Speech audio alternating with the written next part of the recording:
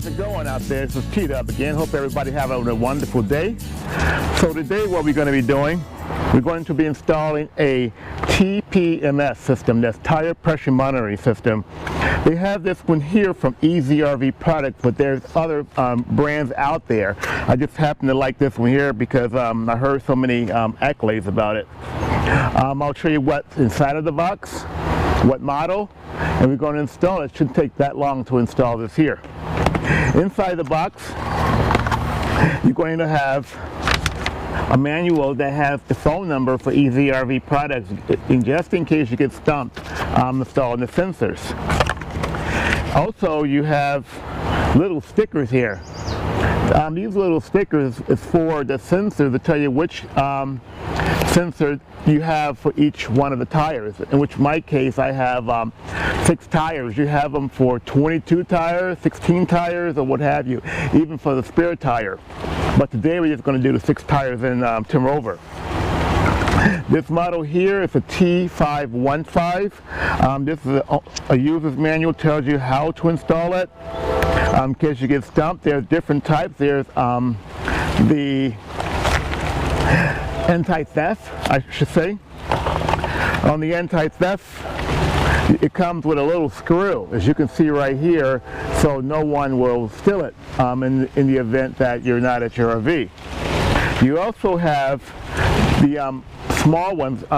What I did, I actually bought some smaller ones, a low profile, because I think the 2 front tires is a little bit harder of getting inside of that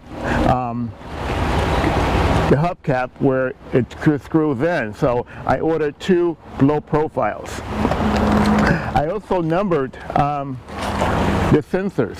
I have like number 1 for the front driver's side. I have number 2 for the front passenger side, and so forth, in which I have 2 through 6. Also, what I did when I numbered this on, I put the little stickies on here. What happened if you put them on here, after a while they're going to peel off. So what I did, I put a little fingernail polish, the clear type, and I just put it all over that little sticker. This way, if it gets wet, it won't fall off. You come with the EEZ tire display. You have link, plus and minus set, and you also have what's called code when you're matching the tire with the sensors on the monitor inside that display. You also have 2 types of cords. You have the one for hardwire, and you also have the one that I did earlier where I tied them into the 12 volt, but I'm going to end up hardwiring mine to Tim Rover. But either way, either the 12 volt plug, or you can hardwire it to your fuse panel. I ordered these little gadgets here. That's kind of cool. They the extenders, just in case you have that what I mentioned earlier, where you have like these low profiles have to go inside where the hubcaps go. It can extend out if need be. Under this here, you have anti-seize lubricant. You got to have this anti-seize just because when you lubricate the inside of this thread here and put it on a tire, what's going to happen if it's not doesn't have any anti-seize compound on it? It's going to corrode. After a while, it's going to chip away at that metal on both sides of the sensor here and your dually. And that can be very costly, replacing that valve stem. So make sure you get anti-seize. What else we got? We got some hex keys here. The hex keys here are used for tightening down, I mentioned earlier, the screw for anti-theft. You got those hex right there. And you also have brackets to install it if you want to put this on, like say, instead of the cushion, as in not cushion, but you call that little suction cup thing, you can put that on the window, or you can just bolt this down to the wall of the RV. But I'm going to use the suction cups. And basically that's it to it. So let's go ahead and install this EEZ tire tire pressure monitoring system. Let's see how it works. And I'm going to start on the front driver's side. I'm going to use these low profile type sensors here that I bought extra.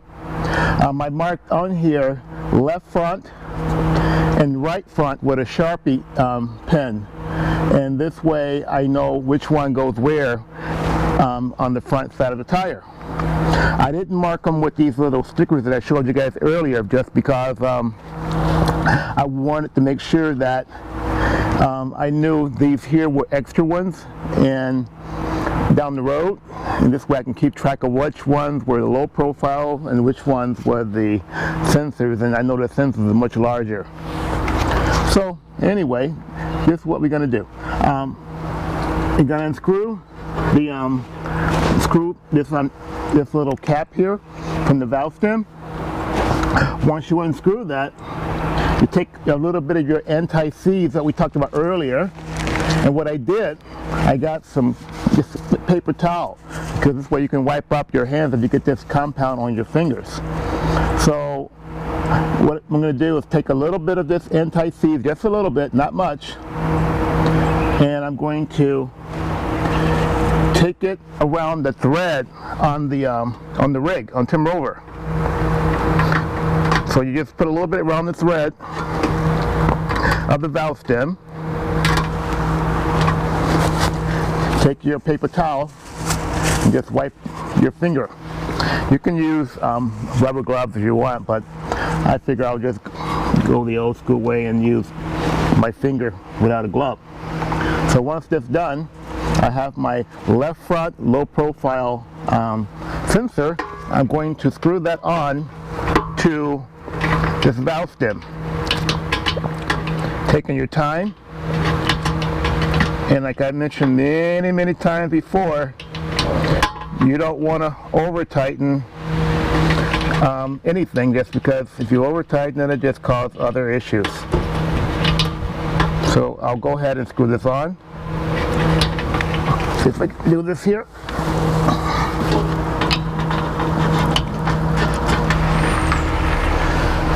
So I finally got the front left valve stem cap on.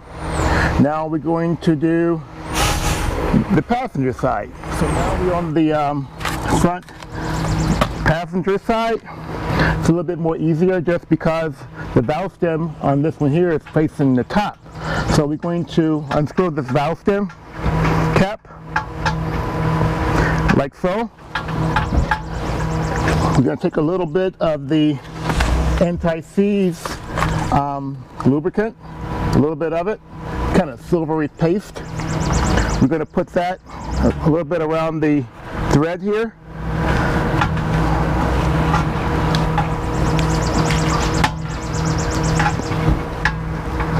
There you go, just a little bit.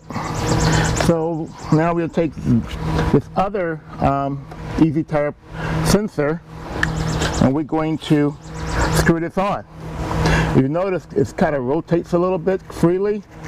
So we're going to put this on until we hear the air from the tire. You can hear the pressure of it being released. So we're going to screw this down. Can you hear that? So we're going to keep screwing till it stops.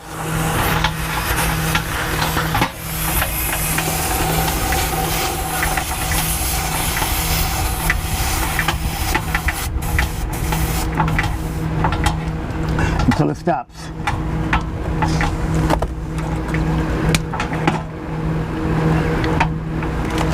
And now we'll take our sensor and we're going to program it to the next tire. And we're done. We'll go to the next one. And now you see we have 5 tires. So we'll move on to the next. That beeping you hear is because I have not set the alarm for the when the these tires here get really hot, going like any other tire on a car. Like in the wintertime, the tires get cold, the pressure goes down. But when you're driving, stop this beeping. when you're driving, the pressure goes back up again. So we'll do this next one here. It's the last one. So basically you do the same thing again like I mentioned to you on all the other ones. You see it's kind of silvery in there. It's on my finger. You can use rubber gloves if you want. I'm not going to use rubber gloves, what the heck. And of course you screw it on till you no longer hear the air. You don't have to over tighten. And we're going to hit the program button once again.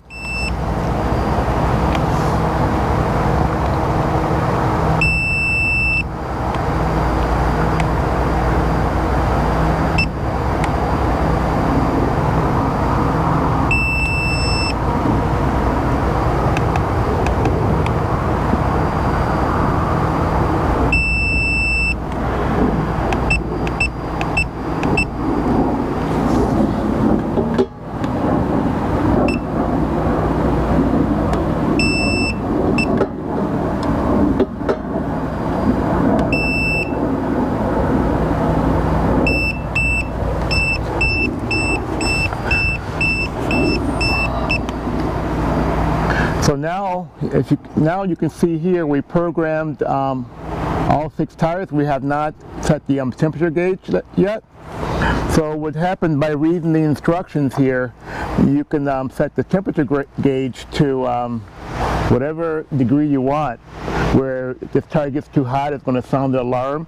If the tire pressure is too low, it's going to sound an alarm. And it's up to you, and you can look at the specs on the side wall of your tire to see what is your max point. And you can do that for your other tires as well. You might have different size tires, like these are all Bridgestones here.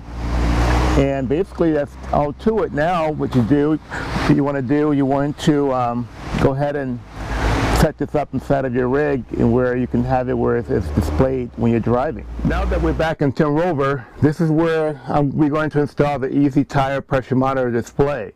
As you can see here, I have different items, the big Garmin display for RV, and the small one that I've had for years. I'm going to keep that one. But we're going to put the EEZ tire pressure monitor in the middle. As you notice that I have these on suctions. But if you notice in my other videos, I've used rubber adhesive or rubber silicone, same stuff. What I did, I put a little bit behind the suction cup, maybe it's a little dab. I did it for both because what happens is if you just use the suction cups on without any kind of adhesive, I should say, it'll fall off when it gets too hot, when there's no pressure behind it, or if it gets kind of sweaty or condensation behind, like what it just happened right now. And what happened with this one, I took it off earlier and I didn't lock it in, but I'm going to put it here because this here is still trying to dry. So once it dries, it's going to hold for a long time, but this one is not dry because I just installed this here today. That's why you notice it fell off earlier.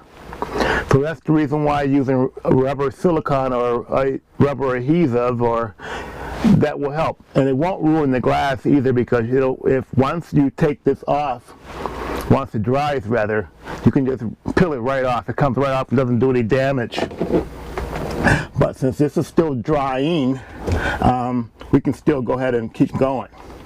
So basically you're just going to hook this on like this here. It kind of just snaps in, slides down. Let's see what we got here. I'll turn it this way where you can see it. So now you see it's locked in place. So once this dries, you got your nice little navigation going on here, and then you can even use this wiring that came with it for hard wiring, which I'm going to assume hardwired.